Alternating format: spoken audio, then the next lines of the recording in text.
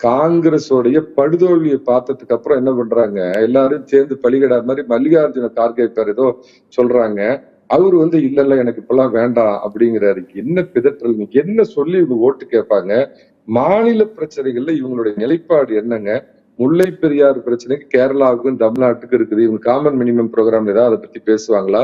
காவிரி மேகதாது பிரச்சனையில பாத்தீங்கன்னா கர்நாடகாவுக்கும் தமிழ்நாட்டுக்கும் பிரச்சனை இருக்குது. அதை பத்தி இவங்க ஏதாவது பேசுவாங்களா? தமிழ்நாட்டுல மட்டுமே நடத்திட்டு இருக்கிற நீட் நாடகம், இந்தியா முழுக்க காங்கிரஸ் ஆளக்கூடிய, மற்ற கட்சிகள் ஆளக்கூடிய, கம்யூனிஸ்ட் ஆளக்கூடிய, மம்தா பானர்ஜி ஆளக்கூடிய அனைத்து மாநிலத்திலையும் இருக்கிற நீட் வந்து நீட் வேண்டாம் போடா அப்படின்னு இவங்க சொல்றாங்களே. இந்த நீட்டை பத்தி இவங்க என்ன சொல்லி இவங்க போட்டியிட போறாங்க? 370 நீக்கத்தை வந்து இவங்க குரூப்ல உள்ள பெரிய பேர், நிறைய பேர் அதை வந்து எதிர்க்கிறாங்க. அரவிந்த் கெஜ்ரிவால் இவர் இப்ப தூக்கி வச்சு கொண்டாடினாரு காரை செல்வராஜ். அந்த அரவிந்த் கெஜ்ரிவால் 370 நீக்கத்தை ஆதரிக்கிறாரு. Common civil code Arvind Kejriwal ஆதரிக்கிறாரு. இடபிள்யூஎஸ் எக்கனாமிக்கலி வீக்கர் செக்ஷன் அப்படின்னு சொல்ற அந்த ரிசர்வேஷன்ல இவங்களோட நிலைப்பாடு முதல்ல என்னங்க? சனாதானத்தை பத்தி மம்தா பானர்ஜியோட சனாதான ஒழிப்பை பத்தி மம்தா பானர்ஜியோட நிலைப்பாடு என்ன? அரவிந்த் கெஜ்ரிவாலோட நிலைப்பாடு என்ன? காங்கிரஸ் கட்சியோட நிலைப்பாடு என்ன? கம்யூனிஸ்டுகளின் நிலைப்பாடு என்ன? திமுகவின் நிலைப்பாடு என்ன? மதிமுகவின் நிலைப்பாடு. மதிமுக விட்டுருங்க, அது சும்மா ஒரு 6ஆம் விரல் மாதிரி தொங்கு சதை மாதிரி இருந்தாலும் அவர் வந்திருக்காரு அப்படிங்கிறதுக்காக கேட்கிறேன்.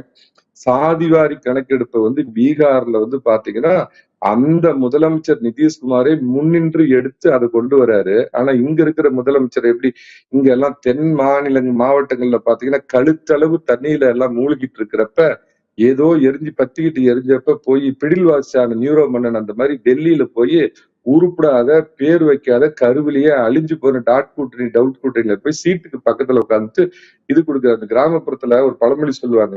என்ன சொல்லுவாங்க அப்படின்னு கேட்டீங்கன்னா, கல்யாணத்துக்கு போன மாதிரி இருக்கணும், சின்னாய பார்த்த மாதிரி இருக்கணும் அப்படின்னு. இவருடைய நோக்கம் அரசியல் பேரம் பேசுறதுக்கு தென் மாவட்டத்துல இருக்கிற தமிழன் வாழ்ந்தா என்ன, மூழ்கி செத்தா என்னன்னு கவலைப்படாம அங்க போயிட்டு ராத்திரி 10:45 வந்ததே வந்தோம், சின்னாயை போய் பார்த்துட்டு போயிருவோம் அப்படிங்கிற மாதிரி அரசியல் டிராமாவுக்காக என்ன பண்றாங்க, போய் பிரதமர்கிட்ட போய் எழுதி கொடுத்த ஒரு மனுவை இவர் கொடுத்துட்டு வராருங்க. அதே மாதிரி இந்த கிராமத்துல இன்னொரு பழமொழியும் சொல்லுவாங்க, பிறக்காத பிள்ளைக்கு அப்பன் பேர் வச்சானா சித்தப்பன் சீர் வச்சானா அப்படிங்கிற மாதிரி எந்த ஒரு நிலைத்தன்மையும் இல்லாத, எந்த கொள்கையும் இல்லாத கோட்பாடு ஒண்ணே ஒண்ணு கேட்கறாங்க. வெஸ்ட் பெங்கால்ல 43 இடம் இருக்குது. அங்க வந்து நம்பர் 1 ஆளுமை மம்தா பானர்ஜி. அங்க போட்டி பாஜகவிற்கும் மம்தா பானர்ஜி. காங்கிரஸ் அங்க கிட்டத்தட்ட 3வது இடத்துல. இந்த தகர டப்பா 15 கோடி 10 கோடி உலுக்கி கம்யூனிஸ்டுக்கு இருக்கிறாங்க பாத்தீங்களா, அவங்க வந்து இருக்கிற இடமே தெரியல. மம்தா என்ன தலையெழுத்தாங்க, இவங்க 2 பேருக்கு சீட்டு பிரிச்சு கொடுத்து வாங்க மச்சான் 2 பேரும் ஜெயிச்சு நல்லா உட்காருங்க அப்படின்னு கொடுப்பாங்களா? உத்தரப்பிரதேசத்துல அகிலேஷ் யாதவ் ஏற்கனவே கொலவெறியில் இருக்கிறார்.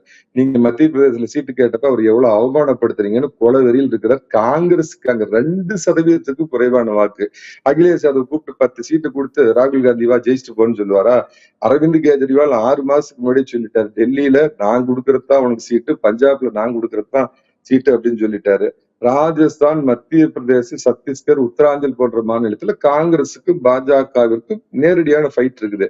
அங்க காங்கிரஸ் கூப்பிட்டு இல்ல நாங்கெல்லாம் ஒரே கூட்டணியில் இருக்கிறோம், எங்க இந்த கூட்டணியே கட்டி அமைச்ச எங்க திராவிட நாயகர் திமுகவுக்கு 2 சீட்டு, மம்தாவுக்கு 2 சீட்டு, அரவிந்த் கெஜ்ரிவாலுக்கு 2 சீட்டு, நிதிஷ்குமாருக்கு 2 சீட்டு இந்த மாநிலத்துல அவங்க கொடுக்க போறாங்களா? இந்த கூட்டணினால யாருக்கு என்ன பீகார்ல லாலு நிதிஷ் எடுத்துக்கிட்டது போக லைன் ஷேர் மிச்சம் இருக்கிறது காங்கிரஸுக்கு போடுவாங்க, வேற வழி இல்ல.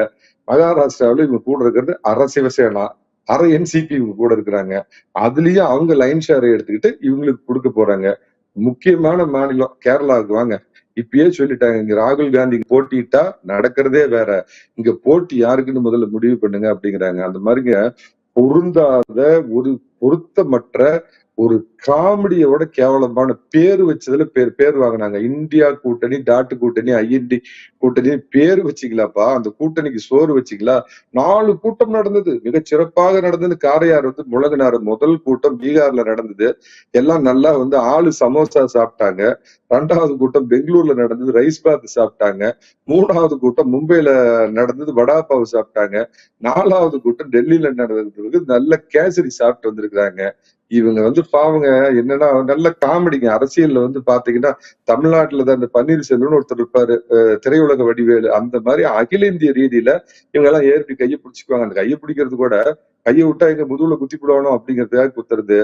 படுதோல்வி அடைய போகிறார்கள். கொள்கையற்ற கூட்டணி, எந்த விதத்திலையும் பொருந்தாத கூட்டணி. கருணாநிதி ஒரு காலத்துல சொன்னார் அந்த மாதிரி. ஊழலை பத்தி பேச முடியுமா? அரவிந்த் கெஜ்ரிவாலோட அமைச்சருங்க எல்லாம் பாத்தீங்கன்னா ஜெயில்ல வருஷ கட்டி நிக்கிறாங்க. இங்கதான் நாளைக்கு ஒருத்தர் உள்ள போறாரு, தமிழ்நாட்டுல உள்ள போக போறாரு. ஏற்கனவே ஒருத்தர் வந்து கோட்டர் பாலாஜி இலாக்கா இல்லாத அமைச்சர் அங்க இருக்கிற ஊழலை பத்தி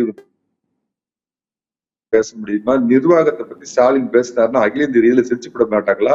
சனாதானத்தை பத்தி பேச முடியுமா? ஹிந்தி தெரியாது போடான்னு இவங்க பணியெல்லாம் எல்லாம் போட்டுட்டு இருந்தாங்க. நேத்து நிதிஷ்குமார் சொல்லிட்டாரு, ஹிந்தி கத்துக்கிட்டு வாடா முதல்ல, ஹிந்தி இந்த நாட்டோட தேசிய மொழி கத்துக்க அப்படின்னாங்க. இன்னும் நான் பட்டியலிட்டேன்னா 1 மணி நேரம் தாங்காது. உருப்படாத கூட்டணி, கருவிலேயே அழிய போகின்ற கூட்டணி.